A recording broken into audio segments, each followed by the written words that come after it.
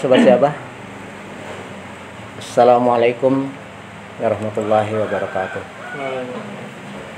Sebagaimana kita ketahui, pandemi COVID-19 yang sudah berlangsung hampir 2 tahun ini memukul banyak sektor. Tidak hanya sektor ekonomi, tapi juga sektor pendidikan, terutama sektor kesehatan. Dan yang juga tidak bisa dihindari adalah sektor transportasi, sektor politik dan keamanan juga ke bawah-bawah. Karena apa? Karena pandemi yang berkepanjangan itu seringkali menjadi ajang pertarungan politik. Dari sejak datangnya musibah ini saja kita sudah tahu ada sebagian orang yang menginginkan langsung lockdown. Lockdown artinya semuanya ditutup, ya kan? Nah, tentu saja konsekuensi dari lockdown adalah orang sama sekali tidak bisa bergerak. Sektor ekonomi bisa tiba-tiba lumpuh kalau tiba-tiba langsung di stop semuanya.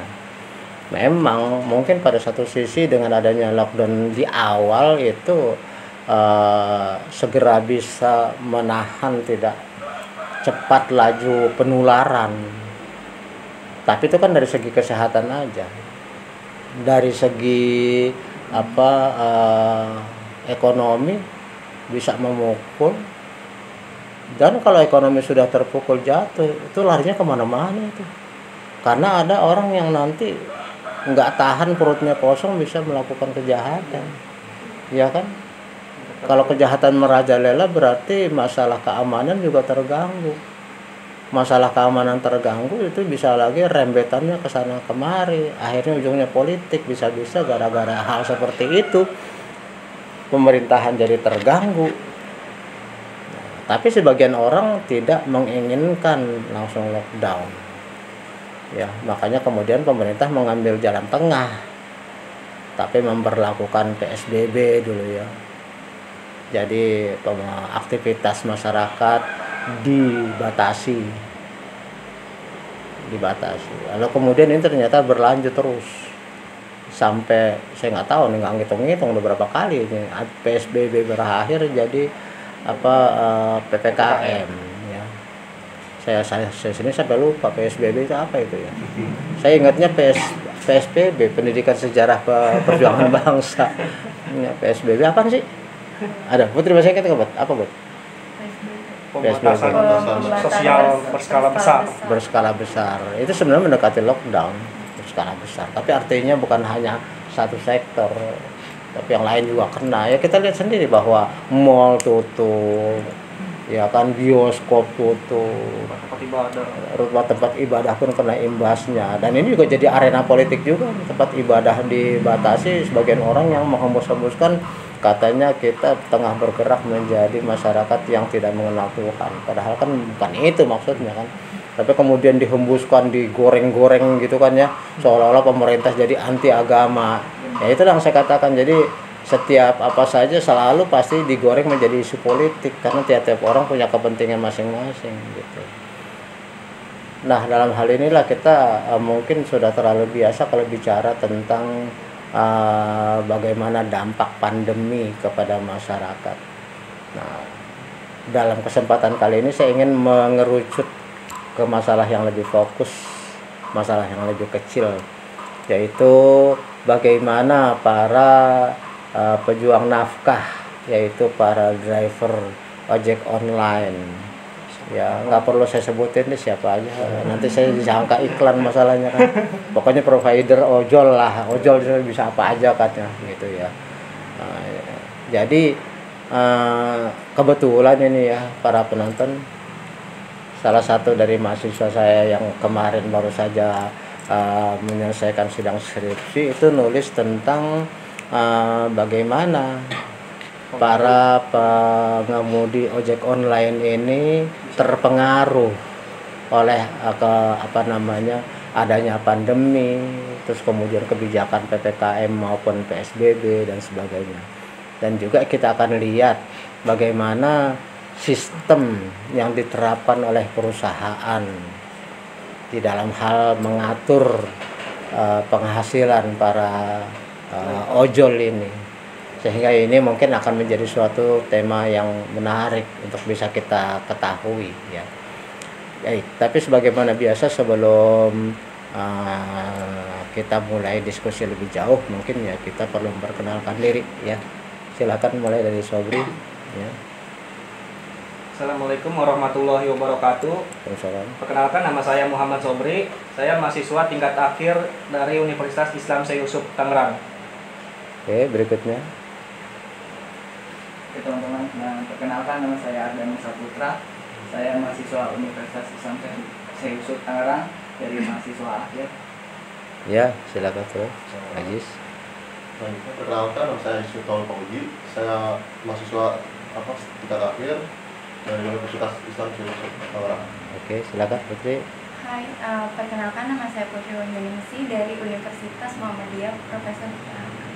Nah, ini kebetulan ya, kita tidak hanya mendapatkan semuanya dari UNIS, tapi ada juga teman kita yang dari universitas lain yang mungkin nanti bisa menjadi pengimbang informasi-informasinya.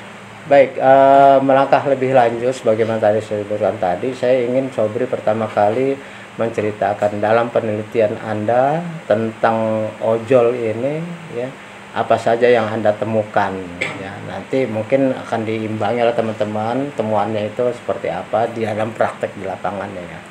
Oke, judulnya apa Sobri? Untuk nggak usah tegang Sobri, santai. Oke. Baik, untuk judul penelitian saya mengambil judul tentang ojek online dengan judul pengaruh efisiensi kerja, kebijakan perusahaan, dan insentif terhadap kinerja driver PT Gojek Indonesia di masa pandemi COVID-19. Berarti ada berapa variabel tuh? Ada 4 variabel. Yang pertama, tiga variabel independen dan 1 variabel dependen. Oke. Yang independen apa aja tadi? Independennya itu variabel efisiensi kerja. Efisiensi kerja. Iya. Oke. Kemudian ada variabel kebijakan perusahaan. Kebijakan perusahaan. Dan yang ketiga itu variabel insentif. Insentif. Iya. Oke. Y-nya? Untuk Y-nya itu variabel kinerja. Kinerja, artinya kinerja ojol ini dipengaruhi oleh tiga variabel independen, variabel bebasnya. Nah, apa yang Anda temukan dalam penelitian itu? Hubungan antara variabel X yang pertama dengan kinerja. Itu dulu satu-satu, oke? Iya. Dari hasil penelitian saya sih, jadi di masa pandemi ini khususnya ya, jadi efisiensi kerja si driver ojek itu semakin kesini itu semakin menurun dari segi kinerjanya.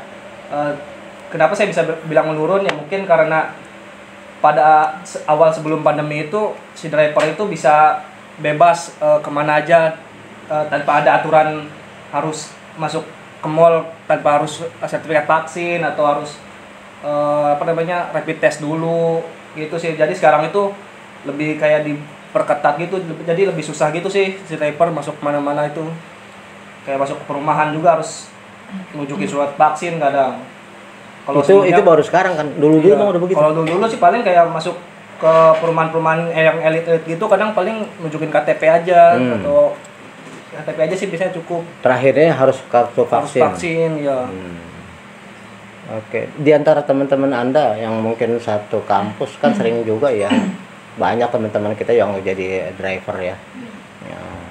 Apa? Mereka pernah cerita apa, Arda? Ada nggak mereka pernah cerita? Bagaimana nasib mereka penghasilannya semasa ini, pandemi ini? Memang teman saya ada yang Gojek, tapi untuk sejauh ini ya saya belum menemukan cerita-cerita keluh kesah mereka gitu loh Pak, terkait di jalan bagaimana kondisinya atau penghasilan setiap hari. Mungkin itu rahasia mereka pribadi gitu. Mungkin juga memang dia tidak mau menyebarkan ke publik atau gimana. Tapi yang jelas pasti menurun kan ya? Iya pasti. Gimana menurut Anda? Kalau menurut saya sih, kalau dari sisi pendapatannya dia pasti berkurang ya, karena banyak orang yang harus ke pasar, jadi kayak dia ada tuh yang aplikasi baru kayak misalnya belanja online, nggak melalui dari ojek online gitu. Jadi yang jelas ya Belanja online tidak melalui ojol. Iya, bukan. Langsung. Gimana, Put? Anda pasti tahu nih kalau cewek nih, belanja mulu Ya, kalau cewek. mungkin karena WFH juga, jadi Ah. ke situ larinya. Ada sekarang ya. Artinya ada belanja online tapi tidak menggunakan jasa ojol. Berarti dari siapa dong? Mereka pakai jasa mereka sendiri. Iya. Oh, jadi mereka menyediakan. Dan ini berarti pukulan dong. Artinya ada pengaruh nggak terhadap ojol? Ada apa sih? Ada. Apa misalnya? Ya itu salah satunya itu sih. Itu termasuk dalam hasil penelitian kamu menemukan itu? Iya, termasuk itu juga. Hmm. Jadi emang banyak sekali sih pengaruh di masa pandemi ini. Jadi seperti contohnya kan kayak anak sekolah kan harusnya biasanya siap berangkat atau pulang sekolah itu naik ojol, ya sekarang sekolah kan di rumah selama udah hampir 2 tahun ini selama pandemi. Terus yang kerja juga banyak yang work di rumah, WFH gitu Ya, sih. ya. Dalam logo saya tadi Anda dengarkan ya, berangkat dari subuh, pulang mau subuh. Berarti kinerjanya sekarang gimana nih? Mungkin jam kerjanya Dibatasi, dikurangin gitu ya. Jadi sekarang berangkat mau zuhur, pulang mau asar gitu.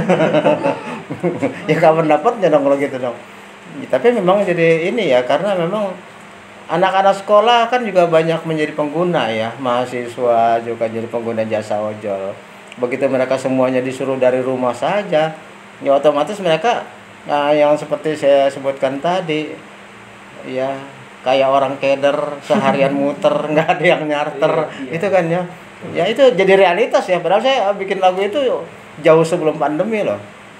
Tapi ternyata memang nggak, bayangannya begini. Kita bisa prihatin juga terhadap ini mereka. Suatu lagu yang diciptakan dalam kondisi normal saja udah seperti itu. Dan kita sering mendengarkan itu ya, bahwa karena mungkin terlalu banyaknya ya. Terus apalagi dulu awal-awal kan juga mereka harus bertempur dengan para opang ya, ojek pangkalan. Di awal-awal kan terjadi pertempuran di sana kemari, sana sini itu ya. Mungkin ya alhamdulillah sekarang udah reda ya, karena semua udah bisa menerima. Nah, tetapi situasi yang normal saja sudah tergambar bahwa mereka seringkali untuk anak sekolah, untuk bayar kontrakan, untuk bayar cicilan motor itu masih nggak terkejar ya. Betul. Ya apalagi sekarang ya. Terus kemudian yang kedua yang ingin saya tanyakan, dari kebijakan perusahaan bagaimana sih yang Anda dapatkan? Untuk kebijakan perusahaan sendiri di PT Gojek ini di masa pandemi ini, yang saya tahu sih dia menerapkan, jadi setiap satu minggu sekali itu si driver itu wajib untuk cek suhu sama kasih masker gitu sih, sama hand sanitizer. Jadi setiap 1 minggu sekali itu mereka wajib ke kantor untuk cek suhu tubuh atau sekedar ngambil masker atau hand sanitizer. Kebijakan perusahaan yang terkait dengan penghasilan mereka apa? Terkait penghasilan mereka sih, untuk saat ini kayaknya kalau dari segi kebijakannya ya, apa diringanin setorannya, dikurangin setorannya atau bagaimana? Ada nggak? Atau ada juga sih, bantuan gitu?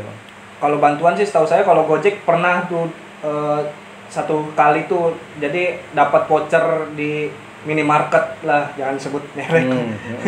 Ya voucher belanja gitu sih 100 ribuan lah kalau itu. 100 ribuan, padahal udah ber 2 tahun, ini 100 ribu doang ya.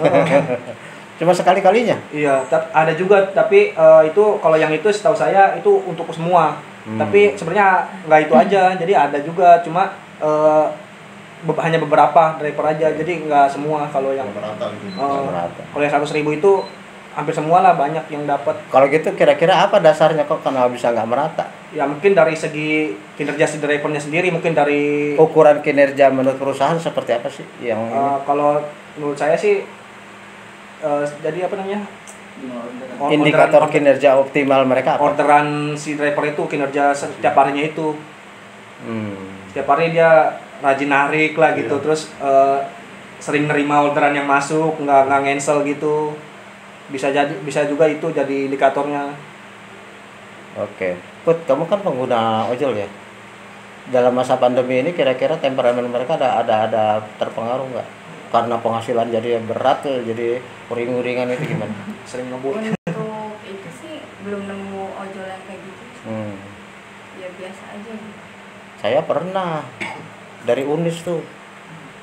Dari Unis itu kebetulan ya apa namanya dia nelpon, tapi saya juga nggak tahu karena saya suka silent aja kan. Dia nelpon sampai ketemu tuh ngomel-ngomel dia sepanjang jalan terus marah-marah. Udah gitu di jalan bawa motornya tuh dia Posisi ngebut tidur tuh. kayak nggak pakai rem tuh, nolong-nolong. Udah gitu kalau misalnya mau ketemu bentrokan sama orang tuh dia ini apa namanya caci maki. Aduh saya pusing deh, ini kayak gini nih drivernya. Akhirnya saya nggak tahan, saya turun di jalan, udah sampai sini aja. Kan belum nyampe Pak, nggak apa-apa saya mau ke situ dulu. Karena saya sebel. Artinya ya kita semua juga tahu ya kondisi kayak gini ya, tapi kan seharusnya tetap saja terhadap konsumen kan harus tetap profesional lah bekerja yang sebenar-benarnya. Akhirnya tapi dia pesen kasih 5 ya Pak ya, dan mati saya boro-boro 5, satu pun saya nggak bersedia, masih jauh, tapi saya akhirnya ganti lagi. Kenapa ya? Karena kayak gitu ada. Bahkan saya pernah juga dari rumah, saya mau waktu saya mau kursus di Alam Sutra, saya udah bilang saya nggak terlalu hafal jalannya, kamu pakai ini aja, pakai GSP ya, pakai Google Map, jangan laksanain. Sampai di jalan sana mungkin agak agak nyasar gitu ya, marah-marah. Terus akhirnya saya dikenakan lebih dari tarif. Ya, masih tetap marah-marah. Masya Allah, ini orang mesti gimana. Tapi saya pikir kalau saya layanin, masa saya mesti ribut sama ojol sih, nggak perlu lah saya bilang. Tapi artinya memang kita melihat ada orang-orang yang memang terpengaruh, entah memang dia seperti itu atau memang karena pandemi, saya nggak tahu ya. Tapi yang jelas kok ya mesti kayak gitu. Kenapa gitu kan? Ada mungkin pernah ngalamin juga ada. Pernah nggak kamu? Kamu bawa motor sendiri ya, jadi nggak pernah naik ojol ya. Tapi kamu pernah jadi ojol nggak? Enggak pernah. Oh, sebenarnya sih juga sering ini loh, sering bukan nawarin, nyaranin sama mahasiswa. Kenapa kamu malu? Loh itu halal kok. Iya. Artinya lebih malu mana Anda minta sama orang tua terus ketimbang bercucur keringat untuk mendapatkan suatu rezeki dalam rangka studi Anda sendiri. Mohon maaf Iya. sebelumnya saya juga driver sih Pak. Iya. Driver di Gojek juga, di Grab juga Pak. Iya, sampai sekarang enggak? Sampai sekarang, cuma sekarang aja sih yang lagi off dulu. Oke. Karena mungkin lagi fokus skripsi juga. Betul. Ya artinya karena apa? Kita harus menghapus suatu pendapat bahwa mahasiswa itu harus gaya. Gaya dari mana? Duit dari orang tua. Iya kan? Apa kamu nggak malu? Misalnya untuk karuan lah, kalau untuk kuliah mah sama orang tua masih wajar. Nah, kamu punya pacar, terus kamu mau apel, minta sama orang tua, di mana kau punya muka, Bung? Iya, yang mau nambahin Mas, sebenarnya ada beberapa faktor sih yang bikin jadi mahasiswa itu Malu bukannya malu, sebenarnya alasan lain gitu kan. Apa itu? Misalnya kayak kondisi motor yang tidak mendukung. Oke. Bisa lagi kayak dia nggak apa ya, nggak bisa baca Google Map, itu kan bisa juga kan. HP-nya jelek biasanya. Iya, misalnya kan gitu, HP-nya jadul kan. Iya. bisa jadi kayak gitu Pak. bisa. Iya. Iya, pembenaran. Pembenaran. Cuma kan zaman sekarang mahasiswa mana ada apa yang jelek. Nah, Iya. siapa tahu dia nggak bisa baca Google Map, kan ada mahasiswa. Sekarang saya tanya, andai kata kemudian dari penghasilan ini, maksud saya Sobri yang pernah ngalamin, dari penghasilan sebagai ojol itu, kemudian Anda ngambil cicilan motor baru, sebenarnya bisa nggak terkejar? Kalau menurut saya sih, kalau sebelum pandemi sih tuh bisa aja kejar. Soalnya banyak juga teman-teman saya, mereka yang ambil motor, bahkan ada yang ambil rumah juga Pak. Rumah walaupun subsidi lah gitu. Cuma mereka masih bisa buat ngejar setoran itu. Setoran dan untuk nyicil masih ada. Betul, iya. Ya kan kalau dengan lagu saya harus sewa rumah, harus ngebiayain sekolah anak. Kamu kan belum. Iya. Anak belum ya. Terus kemudian istri ya boro-boro anak, istri aja pacarnya belum tentu punya. Iya kan. Kayak saya dong, pacaran mah jalan terus. Patah hati mah jalan terus, tapi pacaran mah nggak pernah gitu. Habis ditolak mulu gitu. Ya artinya sebenarnya kalau ketika ada kemauan itu selalu ada jalan. Dan saya yakin banget loh, ketika kita memang bekerja keras, halangan itu pasti ada, nggak mungkin enggak. Nggak mungkin kita bukan hidup di sorga kok. Iya kan? Tapi justru dengan halangan itulah memicu semangat, apakah kita punya daya juang yang tinggi atau kita itu ya begitu lembeknya sehingga ada halangan sedikit terus kemudian mundur. Gitu loh. Jadi yang kita inginkan memang ya seperti sering saya sebutkan kepada mahasiswa, kenapa kamu harus malu? Bahkan kalau kamu punya pacar yang malu, kalau kamu tukang ojek, mendingan kamu putusin. Saya bilang begitu, beneran. Kenapa? Dia harus dibiasakan untuk mulai dari bawah. Jangan maunya yang sudah sukses. Kalau yang sudah maunya yang sukses, apa nikahin sama om-om gitu. Iya kan? Yang udah jadi, nggak bisa lah. Semua juga seumuran kamu, mana ada yang udah sukses. Semua juga merangkak dari bawah. Cuman jangan sampai nanti giliran udah tua, giliran kamu udah sukses, kamu kawin lagi. Ini yang sering terjadi kayak gitu tuh. Sukses dari bawah ya Put ya. Merangkak dari bawah. Putri udah capek-capek nemenin, udah jadi kawin lagi dia. Nah itu yang kurang ajar tuh. Santet aja yang tuh begitu tuh. Yang begitu santet aja tuh. Kenapa? Iya. Ada niatan ya. Ada udah. One only. One only forever. Ya bagus, iya. Aku cinta kau saat ini. Gitu kata Iwan Fals ya. Entah lusa, entah esok nanti. Gitu ada ya lagunya ya. Iya, cintanya saat ini tuh jangan, harus setia, beneran setia sampai akhir. Rexona aja setia sampai akhir. Saya nyebutin merek deh.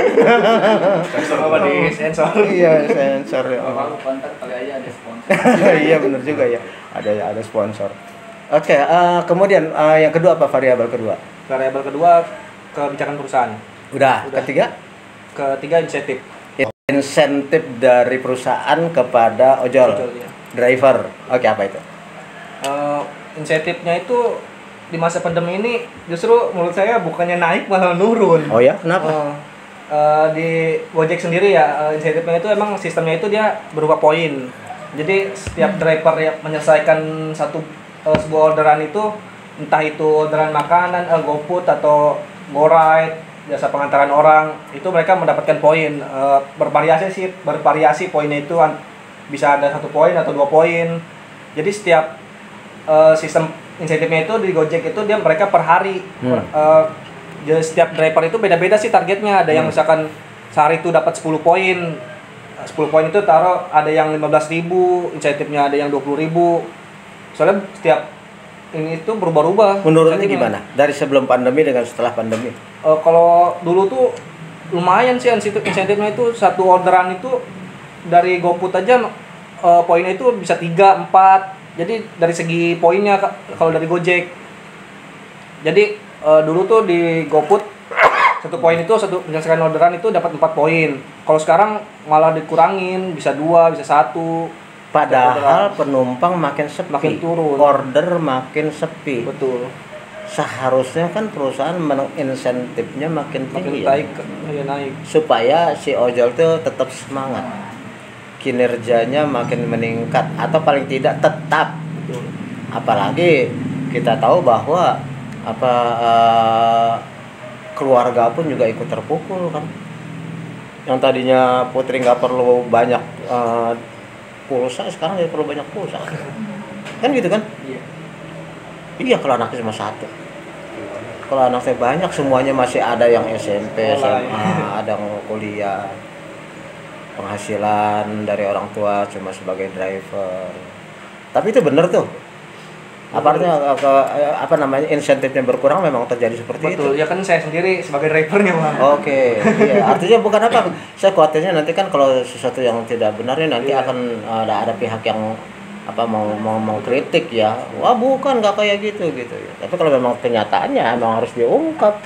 Mudah-mudahan jadi pertimbangan. Tapi saya pikir mereka bertimbang. Padahal semuanya menurun.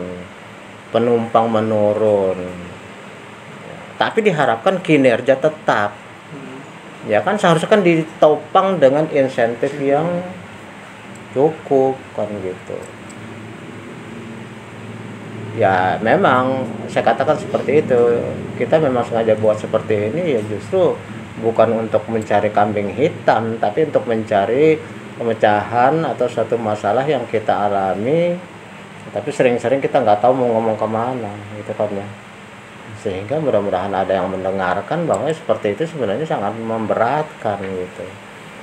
Terus kemudian kira-kira sekarang ini ada berapa sih varian jasa dari ojol itu? Satu orang ya. Iya. Terus kedua barang, makanan. Dia dari barang aja ada 2 jenis sih, dia ada gosen sama apa ya? Ada Gobox. juga dia, ya gobox sih, banyak juga sih dia barang dia. Ada yang buat dia barang kecil atau satu barang doang, ada yang sekaligus 4 barang bisa gitu. Tapi seperti yang tadi dibilang sama Putri, karena setiap pengusaha online itu menyediakan ininya sendiri, ada pengaruhnya enggak? Ada sih pasti, kayak ya. Tapi nggak semua kan ya? Semua sekarang pakai itu. Tapi rata-rata pakai jasa mereka sendiri. Jasa mereka sendiri, bukan pakai jasa kurir. Untuk barang sekarang kayak gitu sih Pak, kayak misalnya kayak mereka pakai karyawannya mereka. Kayak si ada minimarket gitu ada kan, kayak si biru lah istilahnya. kan sekarang udah menyediakan kayak jasa antar gitu kan. Efisiensi. Iya. Kembali lagi ke situ. Karena apa? Karena mungkin juga karena minimarket itu terpengaruh juga oleh pandemi. Sementara mereka juga mungkin memikirkan kalau harus mem-PHK karyawan kan lebih berat lagi ya. Maka jalan satu-satunya adalah mereka memvariasikan jasanya ya. Jadi karyawannya itu yang sebagian jaga di toko. Kan sekarang toko juga kan masih terbatas jam kerjanya ya, sampai jam 8 gitu ya. Itu pun masih bagus tidak ditutup. Kalau sampai seperti yang ada di mall kan malah ditutup. Ya kan? Yang ada di mall-mall itu malah ditutup, sehingga kemungkinan besar terjadinya PHK karyawan besar-besaran sangat mungkin. Oke, jadi yang berikut ini saya pengen lihat ya Sobri, dari penelitian kamu 3 faktor, 3 variabel bebas tadi ya. Kemudian dia mempengaruhi variabel terikatnya, seberapa besar keterpengaruhan itu dari masing-masing variabel maupun secara akumulasi, secara apa namanya itu kalau dalam ilmiah itu? Simultan ya, secara simultan. Oke, silakan. Untuk pengaruhnya itu dari 3 variabel saya itu efisiensi kerja, kebijakan perusahaan dan insentif itu ya cukup berpengaruh sih. Terutama itu yang paling berpengaruh itu insentif. Insentif ya. Karena kan insentif itu ya tahu sendiri sebagai salah satu penyemangat si driver itu buat pasti. Iya, buat naikin kinerjanya. Oke, kesimpulannya berarti di masa pandemi ketiga faktor itu karena tetap mempengaruhi kinerja, berarti kinerjanya mengalami penurunan drastis atau bagaimana, average atau ya biasa-biasa aja. Ya kalau di masa pandemi ini ya lumayan drastis juga sih ya, seperti kita tahu sih nggak di nggak di transportasi aja yang turun drastis. Iya. Ya ekonomi segala ini juga pada turun sih. Ya termasuk ojek online sangat lumayan sih Pak turunnya. Sangat lumayan ya kok terpengaruhnya. Pot sekarang dapat kalau misalnya lagi make itu susah nggak ojek? Agak lumayan susah karena mungkin si drivernya ada yang beberapa yang udah mundur atau masih tetap stay di ojeknya itu. Kadang untuk di wilayah Teluk Naga sendiri ya susah. Oh ya? Kalau dulu kan seliwar-seliwar aja gitu ya. Kalau sekarang susah? Agak susah sih, cuma masih ada. Masih ada. Nah, Jess, kalau misalnya dia sampai resign, kondisinya seperti ini, terus larinya kemana mereka tuh? Menurut perkiraan kamu? Ya bingung juga sih. Soalnya kan kalau lari ke kayak pabrik-pabrik gitu kan, kayak perusahaan-perusahaan gitu kebanyakan sekarang aja lagi pengurangan karyawan kan. Iya. Bingung ya, yang saya takutin sih takutnya kayak kriminal, larinya kayak gitu Bang. Makanya bingung juga sih. Ini juga mungkin salah satu faktor penyebab ya. Artinya ketidakpuasan masyarakat ya, karena kondisinya sejauh ini ya, walaupun pemerintah bekerja keras ya, tapi hasilnya memang belum ini ya, belum terlalu memuaskan. Tapi memang sudah ada terjadi penurunan. Tapi kan terjadi penurunan itu juga kan karena sikap kita sendiri. Contohnya gini lah, Contohnya ya mohon maaf aja ketika pemerintah melarang jangan mudik, kan tetap aja pada mudik. Ya kan? Artinya tindakan kedisiplinan kita ini sendiri kan membuat jadi upaya untuk mengurangi penularan jadi terganggu. Jadi pada satu sisi orang pengen segera dilakukan pembebasan supaya nggak corona bisa normal lagi, tapi pada sisi lain mereka nggak mau tahu gimana caranya pokoknya. Nah terus nyalahin pemerintah lah pokoknya begini. Memang saya pikir siapa sih yang bisa? Andai kata pemerintah diganti emang bisa? Siapa yang jamin pemerintah baru terus kemudian nanti langsung bisa menghilangkan pandemi? Emang pandemi itu musuh katakanlah kayak ada tentara asing masuk ke sini. Wah ini presiden ini nggak terlalu kuat ya, kemudian ganti mungkin yang baru nanti bisa menghadapi si tentara asing ini. Lah kalau pandemi nggak kelihatan mau siapa juga presidennya kan sama aja. Yang ada kan terjadi perubahan kebijakan ya, mending kalau yang baru itu kemudian langsung bisa kerja pada hari pertama. Kalau dia belajar dulu, keburu orang mati. Belajar dulu kan, seenggaknya kan dia mesti ini dulu ya, adaptasi dulu ya. Presiden baru kan otomatis pemerintah ini yang baru harus ya adaptasi dulu, belajar dulu. Ya atau keburu banyak tambah korban. Ya kan keburu banyak yang jatuh gitu. Nah ini jadi kadang-kadang kita memang seringkali lebih banyak dipengaruhi oleh omong kosong, dipengaruhi oleh hoax, dipengaruhi oleh fitnah, dan nggak mau tahu sebenarnya itu kayak apa yang saya katakan tadi tuh. Kalau cinta sudah melekat tai kucing rasa coklat. Jadi kalau sudah pro sama orang, wah apapun juga yang diomongin orang itu akan dia turuti aja. Sebaliknya kalau tidak cinta, ya itu udah seperti coklat rasa teh kucing, biarpun coklat manis kayak apapun bodo amat teh kucing gitu kan. Iya, biar kata mirip buaya bagiku Luna Maya kalau sudah cinta, tapi kalau tidak cinta biar kata Luna Maya bagiku ya buaya kan gitu. Nah ini sikap seperti ini, ekstrem seperti ini yang sebenarnya saya sering mempertanyakan kenapa masyarakat bisa terbelah pada dua kubu ekstrem itu. Mungkin karena hoax itu sendiri kan.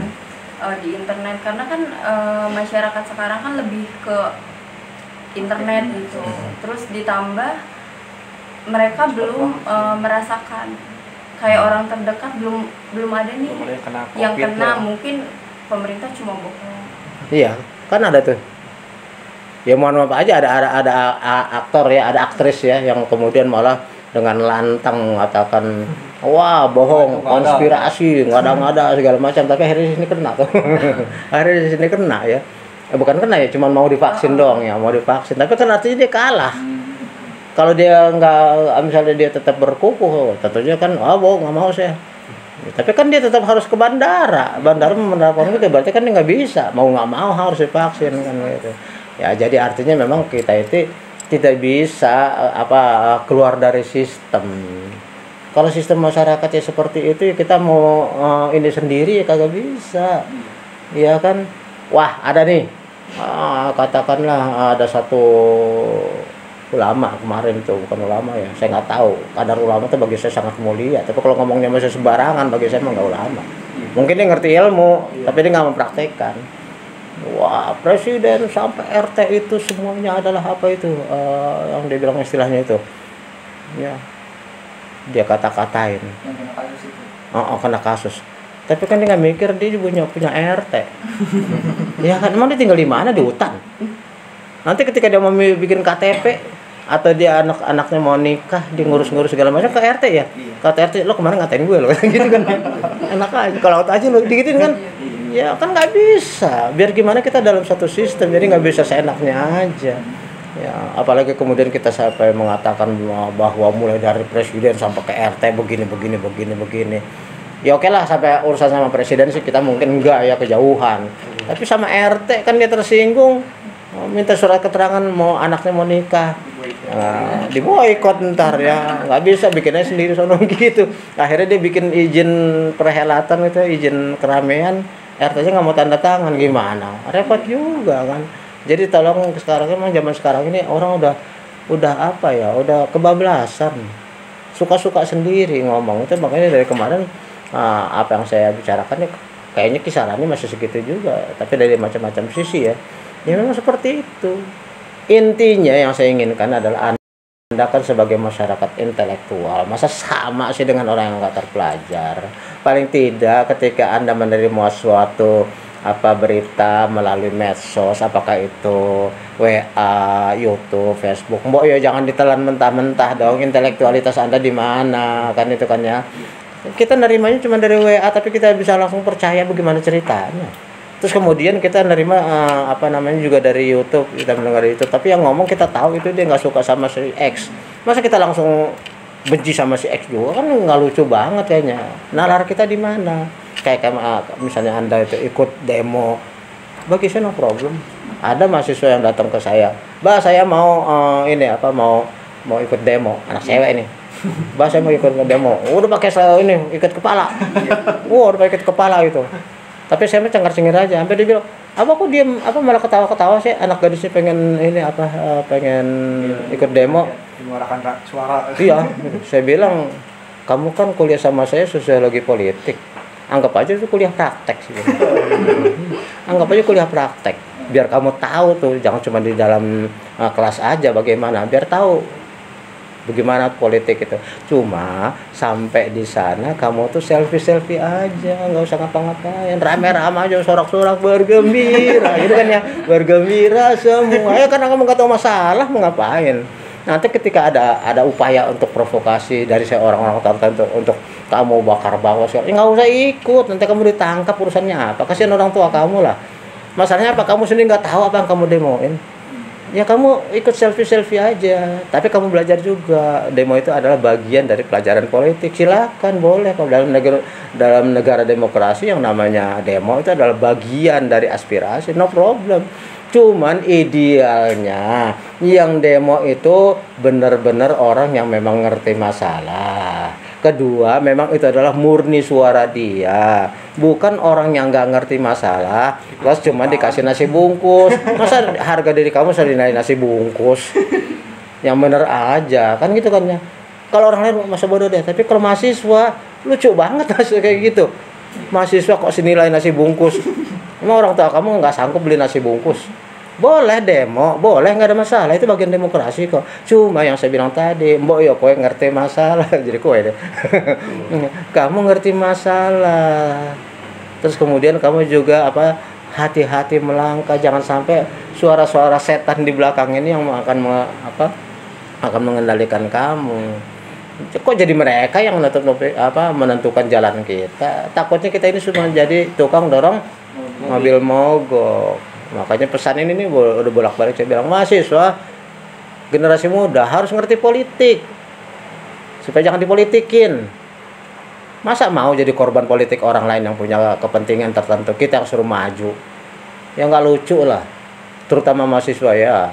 Jadi be a smart student, jadilah mahasiswa yang cerdas.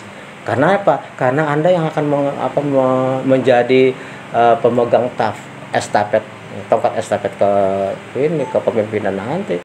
Kan saya nggak tahu, mungkin Sobri entah jadi apa nanti, entah jadi bupati, iya, Arda mungkin bisa jadi menteri, siapa tahu nanti Abdul Aziz presiden RI keberapa gitu kan. Wallahu alam. Ya kan, Pak Presiden kita sekarang mana dia pernah berpikir 20 tahun sebelumnya bahwa dia bakal jadi presiden. Ya iya kan, cuma Allah nggak boleh tidak membolehkan kita cuma berangan-angan. Ya, belajar yang benar dong, itu aja sih. Belajar yang benar, usaha, terus pergaulan. Kita tidak menutup diri, tapi juga kita bisa menyaring apa yang masuk itu bagaimana gitu ya. Oke, kembali ke topik pembicaraan kita, berarti bahwa tidak hanya driver ojol, memang semuanya juga terkena.